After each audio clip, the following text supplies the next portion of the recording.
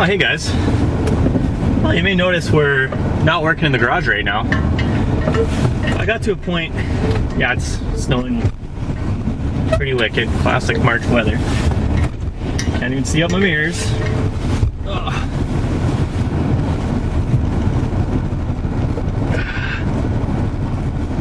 So yeah, we're kind of reaching a point here in the car where I can no longer get anything done without knowing what size of fuses I want to run, where I want all my relays to be. There's a couple connections on the engine that I'm not 100% on where they should go or what the best way to route them would be. And normally on a custom car you would just kind of make it up and hope it all works out. But I happen to know somebody who has the exact same engine as me in a really rare sports car. A stock sports car. A little drift for you here, probably can't see that in the camera. But it's gonna be really helpful because I'll be able to see what everything looks like factory and then do my best to reproduce that in the Pinto. So we're on our way there right now, and all I have to say is it's a really, really rare car. And I'm not sure if you're gonna be able to guess what it is. It does have a 2.3 turbo Lima, I'll say that. But I think there were only 300 of them in this country when they were new.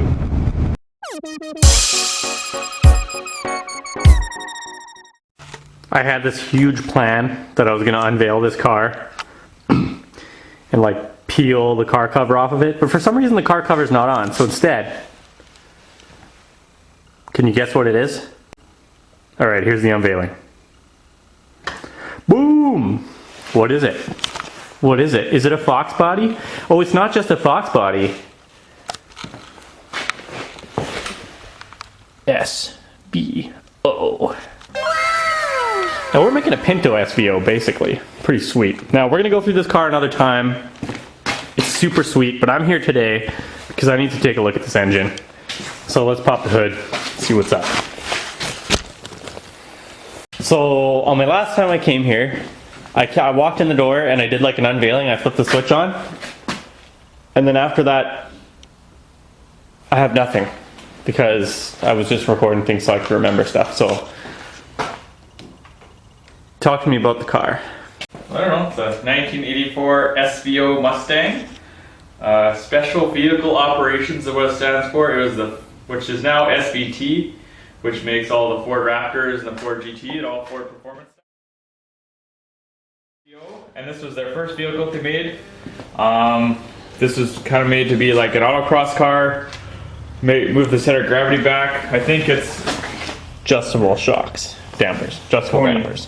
Yeah, adjustable Coney dampers. What's the 1, 2, 3, 4, 5 on there for? That's probably your camber adjustment. Maybe. Oh, maybe you're supposed to line it up with the hole underneath. So maybe, yeah, that's probably what that is. That's kind of cool. Yeah. Neat. Yeah, so you can see he has about well, basically all of this space I just don't have. And his rad is skinny, and my rad is thick, and I have less space.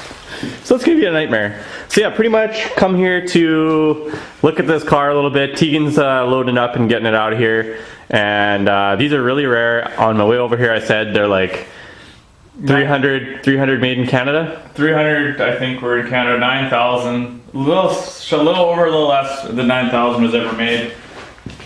Or sold, I don't want to say made, sold.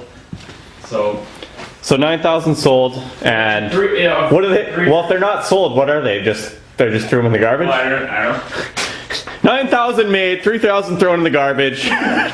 Yeah, anyway, so I just wanted to get a look at it. Obviously, my car is not that exciting when it's in pieces, and really, SVOs are super rare. All the videos I've seen of SVOs, not SBOs, SVOs, have been honestly pretty crappy.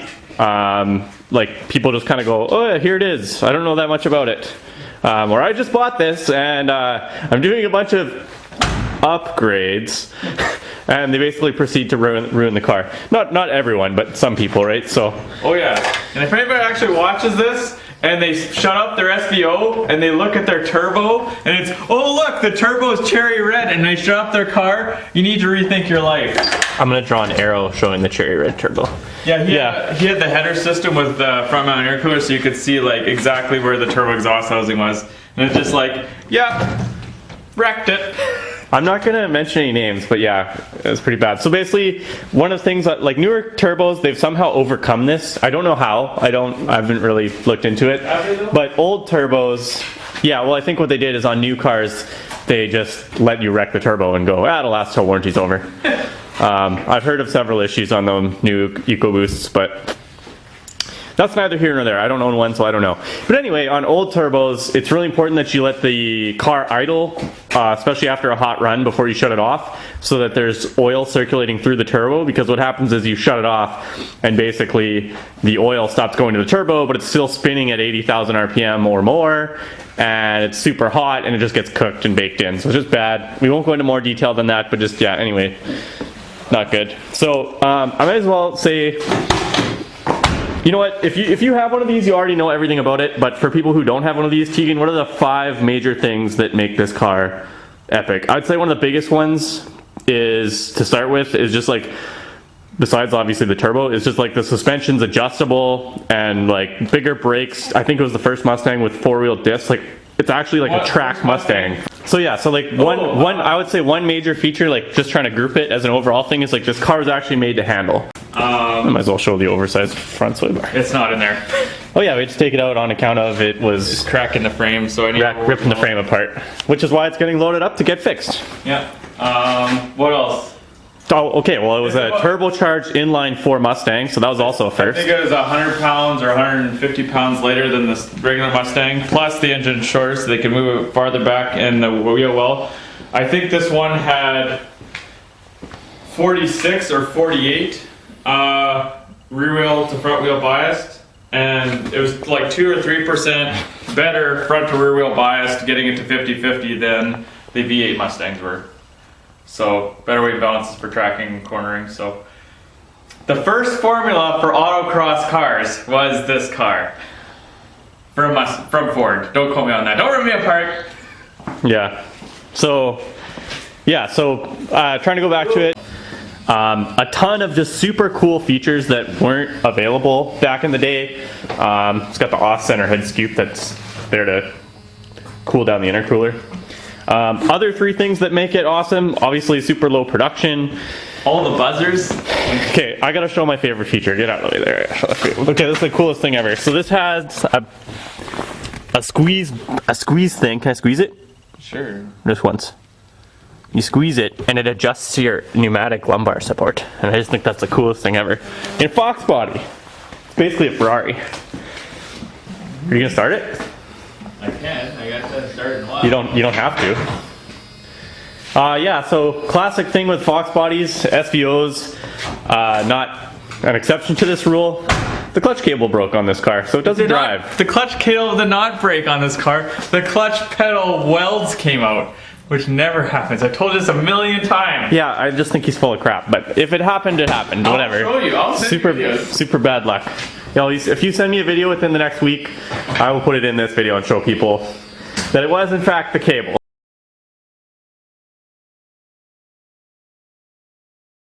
First car with the bi-wing spoiler. Ooh, yeah, spoiler's pretty sweet. Double spoilers. Okay, so basically I came here, I got everything that I need to get. I was trying to check where stuff went for the engine, fuses, a bunch of different stuff like that. And there's a lot of things I still don't know, but this helped me out a lot. The only question I have left is, if you're watching the Turbo Pinto series I'm doing, you know that I'm using the exact same engine as this SVO, pretty much. Will my Turbo Pinto beat this SVO? So I'm using 10 pounds of boost to start with no intercooler, and I'm guessing I'll be making between 150 and 170 horsepower until I do my upgrades. Car weighs 1,800 pounds. I think the Pinto is going to beat this SVO. Yeah. Maybe. This has, so for the fact this is 175 horse, 205 foot-pounds of torque, I think. But I think it's got a manual boost controller on it, which is set really low right now because I don't know how it's fueling, because It has 35-pound injectors instead of the stock 30s, but I don't think the guy changed the ECU before me, so I don't know if it understands what it's doing. So there's a few things that I'll need to work out with this car, but there's no way. Well, I can give you my LA3 when I'm done with it when I put the pimp in. Yeah, I might need to do that because I don't know if this car has any idea what it's doing. It's just that. So that's like I talked about in my ECU video that you haven't seen yet, but just came out. But anyway, yeah, you can't just make modifications. That's one of the problems with these cars. They're so rare. If you do have one of these cars, please don't wreck it. Don't be like, oh, 4-cylinder, I'm gonna put a V8 in it. There's lots of Fox bodies to put a V8 in. Leave the turbo in this car. Every one I've seen on YouTube, there's a few guys out there that are actually trying to like use these in their projects and fix them up. But I really wish people would save these cars because these are gems. Like, I know the V8 cars are cool. These are cool cars. And there's so few of them. If you see one, just save it. Yeah, don't do anything to it. And I mean, I've watched a ton of videos on these SVOs. Drive it, have fun with it. But think of this like 1 of 9,000 of anything. And that's over 3 years. So and then they made 9,000 of them, in case I didn't. Period. Like from 84 to 86.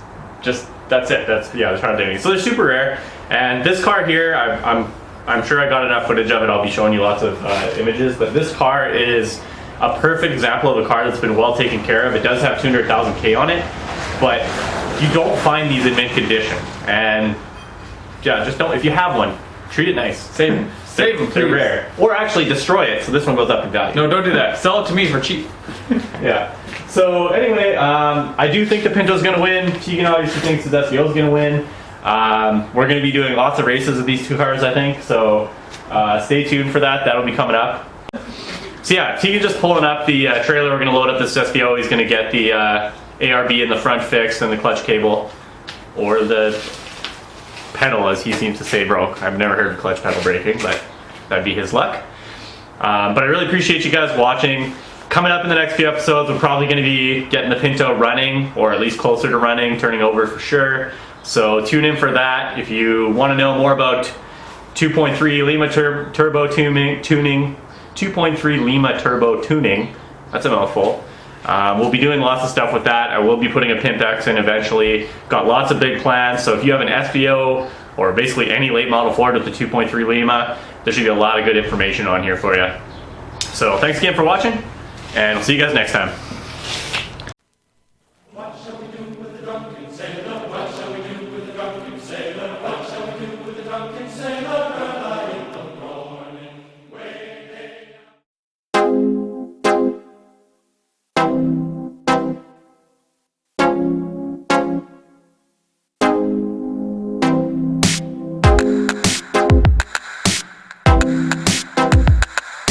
Tegan asked for some help. There you go. You've been helped.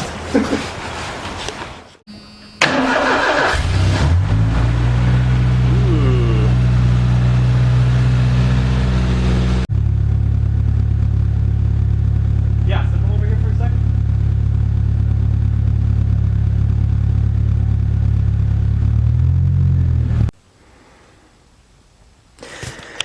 Okay, now I'm going to take you guys through this, but this is mostly for me to remember because I need to try and copy a lot of this. Okay, this is the EGR valve. I'm deleting that on mine, so I don't have to worry about that. So one more thing I don't need to worry about. Happiness. Well, that was freaking... We're in the 4x, and we're slipping and sliding around. Put her into two-wheel drive here and hopefully not get rear-ended. If you can't see, I'm literally drifting all over the place on the highway, trying to get up to speed. Very dangerous doing that. Okay, we're at 80. We're good. All right. Keep that defrost crank. This weather is so bad. Everybody drives so slow. It's like, come on. Where are you from? Florida?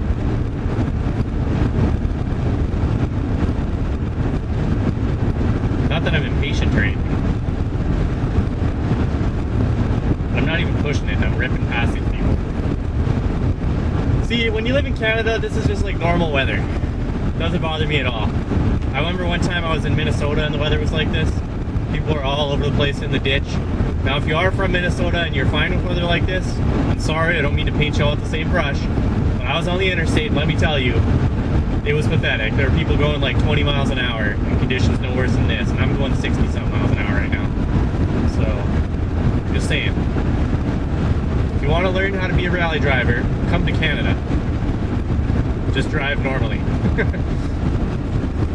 Alright.